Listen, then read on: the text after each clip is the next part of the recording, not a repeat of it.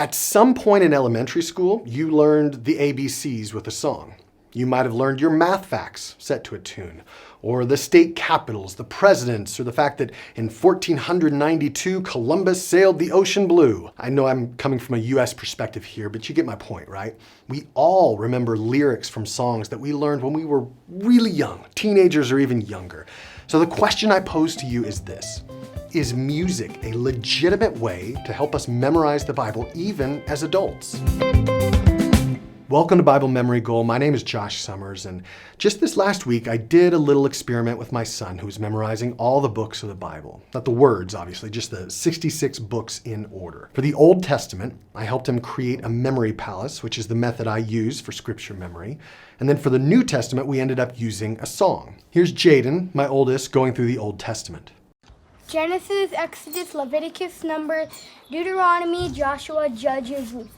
First and Second Chronicles, First and Second Samuel, First and Second Kings. And here he is singing the New Testament books. Matthew, Mark, Luke, John, Acts, Romans, First and Second Corinthians, Galatians, Ephesians, Philippians, Colossians, First and Second Thessalonians. That song you're hearing, by the way, it's by this band called Slugs and Bugs, which you can stream online. I'll put a link to their website here.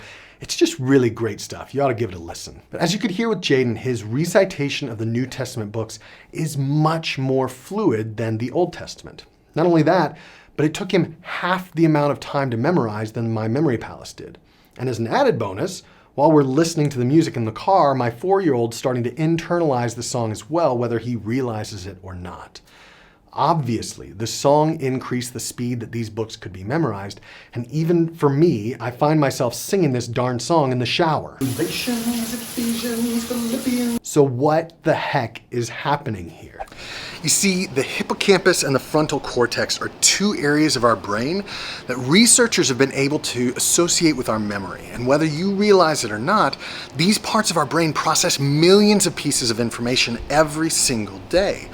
The problem, as you and I well know, isn't getting this information into our brains. The problem is categorizing and cataloging that information so that we can easily find and use it later. So the power of music is that it acts almost like that cataloging system. The use of timing, of rhythm and melody work like pegs on which you can place these words you want to remember. So over the past half century, studies have shown that almost all of us are more likely to remember a text put to song as opposed to simply repeating it over and over again. In fact, music is so powerful that even keeping it on as a background while you're studying or memorizing can be helpful, something known as the Mozart effect from a study in 1993. There's something known as music therapy that's used with people suffering from dementia that has seen great results. All that to say, music is unquestionably a powerful tool for us to use as we memorize scripture. So then, why don't we use it? Well, the first reason is probably because few of us have the talent to write music and then fit the biblical text onto that music. I mean, right? I've been a musician for most of my life, and I definitely don't think that that would be easy. But I believe the more common reason is because most of us don't even know that it's an option. And that is what I'm hoping to change today. Instead God chose what is foolish in the world to shame the wise, and he chose the weak of the world to shame the strong. I recently met a wonderful man named David Newquist. We had lunch while I was in Los Angeles about a month ago, and I was struck by his passion for turning scripture into song. He's been doing it for almost 50 years, and 50 years ago, as a younger man, he'd memorized Psalm 119, that psalm that has like 176 verses, and he did it by putting those words to music. And then he had an epiphany. Wow, there's epistles in the New Testament that are shorter than that. Well, why not do some New Testament? Because I'd never heard of anybody doing singing or memorizing, whole epistles and things. So how exactly does he go about putting scripture to song?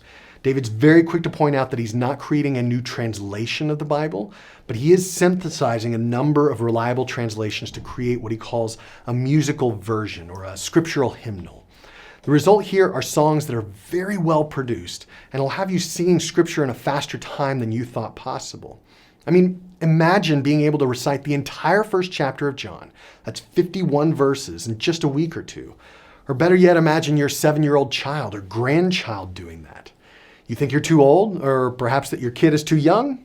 All things were made through him, without him was not anything made that was made. And the world was made through him, and the world did not recognize him. And he was life, and the life was the Lamb, and the light shined in the darkness. Okay, first of all, you're looking at kids and adults all over the world singing John chapter 1. Not only that, but for a number of these people, English isn't even their first language. That's incredible. If that's not a testament to the power of song when memorizing the Bible, then I'm not sure what is. Now, of course, some of you may be thinking to yourself, it's just a weird song. I mean, it doesn't always fit our traditional structure of a song, and it'll probably never be something that gets played on the radio, but I don't think that that's a problem. See, this is not to be entertainment. What I do is not, I try to make it as good as I can, but this is not like trying to get a top 40 hit, because you're not going to get a top 40 hit going through a whole chapter. I'm trying to have the music be the servant of the text. Therefore we boast about you among the churches of God, speaking highly of your patience and faith in persecutions and trials that you endure, in the afflictions and the tribulation that you are enduring. You want to know the shocking part? While you and I may not have known this existed, a good portion of the New Testament has already been put to song, and it's available to stream for free on YouTube, Spotify, and even the Word for Word website, which is the ministry that David runs. So how does it work? I say it's all about the frequency. Frequency of doing it every day, 5 minutes a day, take a couple of verses, add a couple of verses, add a couple of verses. Before long, you know a whole chapter. And then you don't, for 90-some% of the people, you remember that for life. It never goes away.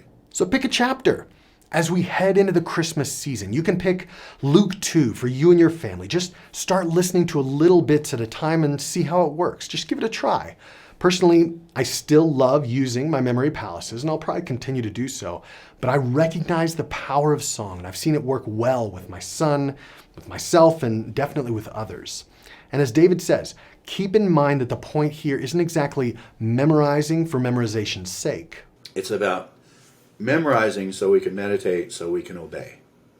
And so when I see that happening, I'm ecstatic. Give it a try. Hit that like button and subscribe to the Bible Set to Song YouTube channel right here. You've got time during your runs or your walks or while you're in the car, so instead of mindlessly listening to the top 40 hits, why not memorize what matters? God bless.